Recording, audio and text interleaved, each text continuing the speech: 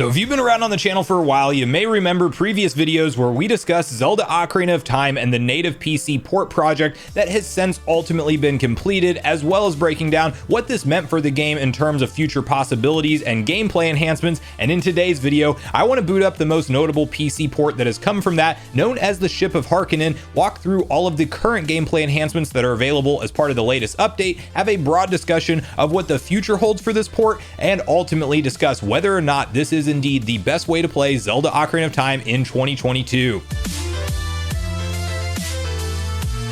What's up, Nation? If it's your first time on the channel, make sure you join Sunbro Nation by subscribing below, hit the like button on this video if you enjoy it today, and make sure you turn on your bell notification icon so you're kept up to date with all the newest gaming news. Now, as I mentioned, guys, today is a good day. Did a little bit different style video, but we are going to boot up one of my all-time favorite games ever, Ocarina of Time, and we are playing the Ship of Harkinian PC port, which is a fantastic project that came out of basically some team going through and recompiling all of the Ocarina of Time native source code into parsable C code, apparently not using Nintendo's assets. I don't know exactly how that works, but essentially there's the ability for you to be able to play this as a ROM file. It basically dumps the ROM and then it creates a native PC port. They did this with games like Super Mario 64, and the possibilities that open up when you create a native port of a classic game like this are truly endless, and we are starting to see some of the newer versions of Ship of Harkinian have some really cool things to offer. Now, one thing I will tell you guys is the textures are absolutely next level. Not this particular scene, because it looks like it has some trouble maybe rendering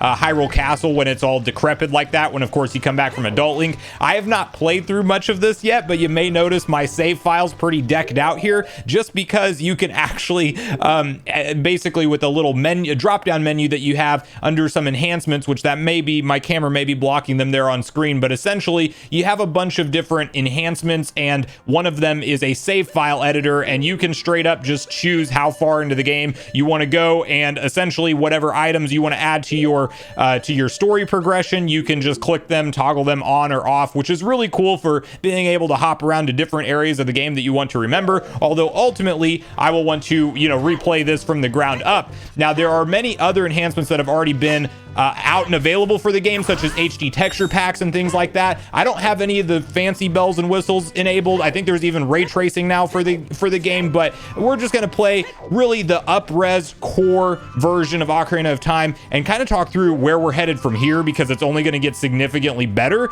And one of the things I'll tell you guys is already the input lag is non-existent. I wanted to get my N64, the wireless N64 controller there from, of course, from Nintendo, being a Nintendo Switch Online member, those are still ridiculously hard to find. I don't know why Nintendo can't source enough of that product, but, I wanted to get that to work, and for some reason I couldn't get it to work with a wireless controller, so instead I'm using a old wired Xbox 360 controller, which tends to always be a good backup go-to if you're having any issues with that kind of stuff on the PC. We're gonna head over towards the water temple here so I can show off some of this stuff. I've just been having fun playing around, different enhancements, various different things you can do. You can make this a randomizer straight out of the gate. You can play with all types of different enhancements enabled, like faster text speed. You can just straight up enable a lot of different things that I haven't really dove into. There's actually, and I'll have it linked in my description, there's what's called a Ship of Harkinian Direct that one of the lead people involved in this project actually put out, which is incredible and huge kudos to all the people doing the work on this project, because it is quite honestly incredible for game preservation and for Ocarina of Time, really just to be relived in probably ultimately the best way, especially in the future with a couple of the enhancements that are still being worked on that we'll talk about. And I'm going to highlight one of them right here. I just put on my iron boots without having to press the pause menu. Of course, we saw that brought over as part of the 3DS ports, but that was a big point of contention with this temple. Whenever you get in there, is that you have to pause and unpause and see that animation every time to put your iron boots on or to take them off. That is no longer a thing. You can assign it to the C button. You can even have a little D-pad icon, which I do not have enabled right now, on there as well if you'd like.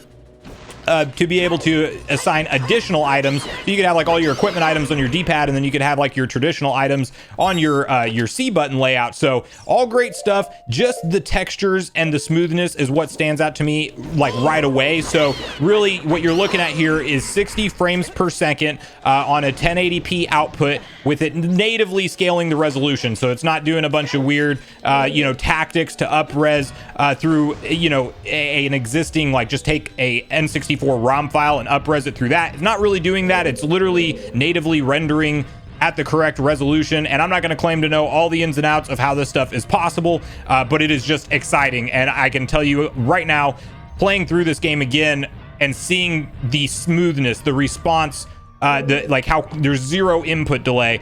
There's all these different enhancements that you can toggle on and off. And then one of the things I think I'm going to be most excited for the future, which I will probably wait to entirely replay this game until this is available, but there is in the Discord server for Ship of Harkinian, one of the sections they have there is frequently asked questions, and one of them is asking the question, will 3DS assets become available as part of this port? And the answer to that is yes. Now that will be later on, but we could essentially be playing from my understanding, at least from reading that, we could essentially be playing the N64 version of Zelda Ocarina of Time with the assets from the 3DS version graphically, which I think is going to be absolutely the best of both worlds, and definitely my time to go back and re-experience this game in full.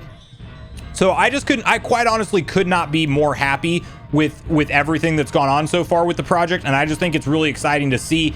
And as I mentioned, besides what we're looking at right now, ray tracing and HD texture packs for the N64 version of the game already available. In addition to that, you have things like support for Linux. Well, maybe I can't remember if it's Linux for sure. I believe Linux and Mac. For sure it's Mac. If it's not both, it's at least Linux.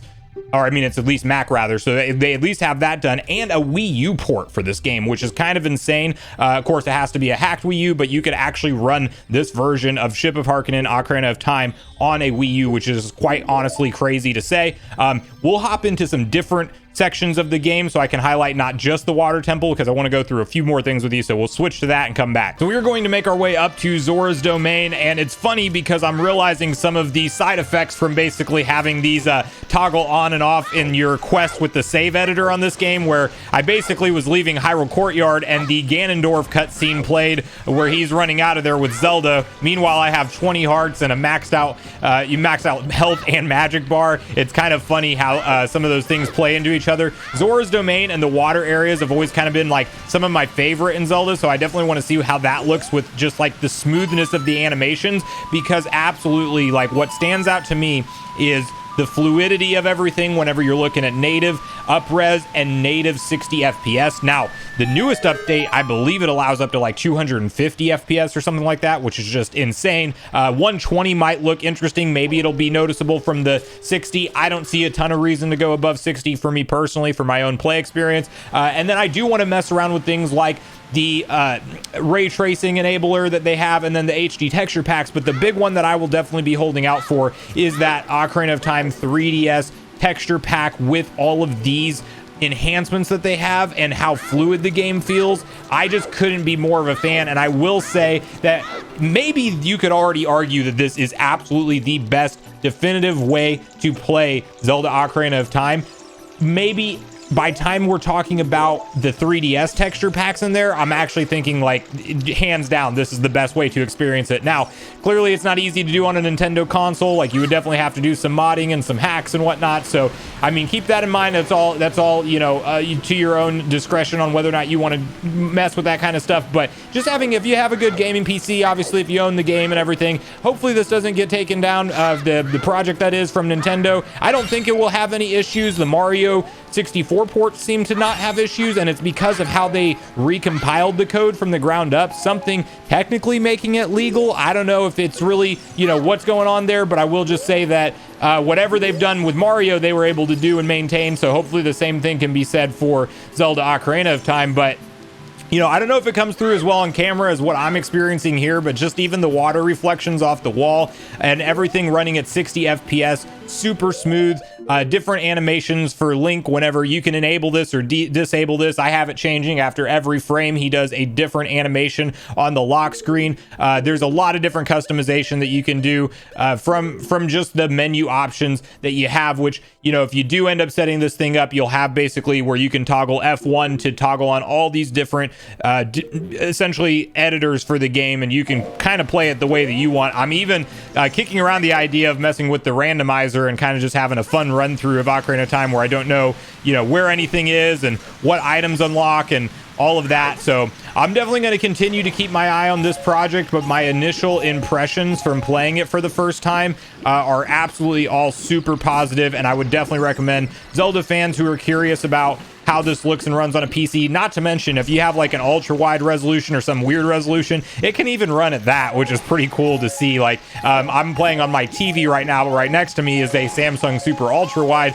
and it's pretty cool to see Ocarina of Time stretched to that essentially 32:9 aspect ratio, and it holds it without a hitch, no problems. Of course, I have a somewhat of a beefy graphics card, but I mean, it's running this thing absolutely smooth with everything cranked up and all of the anti-aliasing cranked up to the max. So this is a fun one for me. I'm excited to see where it goes from here.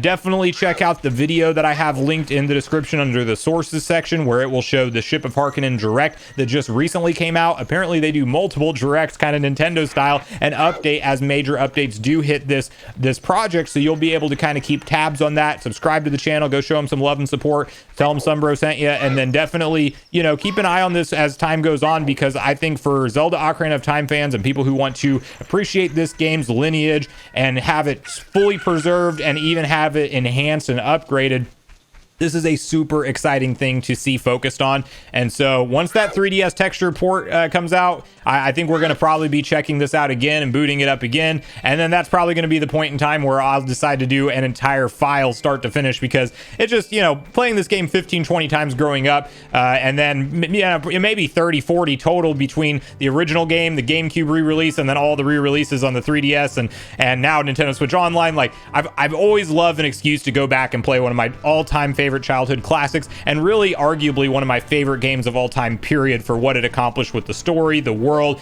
the environment. If you grew up on Zelda and Breath of the Wild, this may not seem like the biggest, most vast open adventure, but let me tell you, if you were a 90s kid, this was absolutely mind-blowing. Calling your horse, riding across Hyrule Field, having all the various dungeons to go conquer, doing a child Link and adult Link. Couldn't be a better gameplay experience. Couldn't recommend gamers to go experience it now in the modern day era more. So even if you just have the NSO app, or you have that subscription to the expansion pack and that's the way you play it, make sure you check out Ocarina of Time. Don't sleep on it if you haven't gone back. There's a reason that it is the highest Metacritic review scored game ever, period. So definitely holds up to the hype in my opinion. I want to hear from you guys at this point in the video. What are you hopeful that we see from the future of the Ship of Harkinian port? Are you planning on messing around with it at all yourself if you have the means to do so? And we definitely have a huge enemy, which they just went ahead and threw those little flyer guys out at me. All right, maybe that it's framing at, no, yeah, these are the mini guys. Getting distracted with the gameplay elements here, but definitely share with me, you know, how you guys feel about all of this.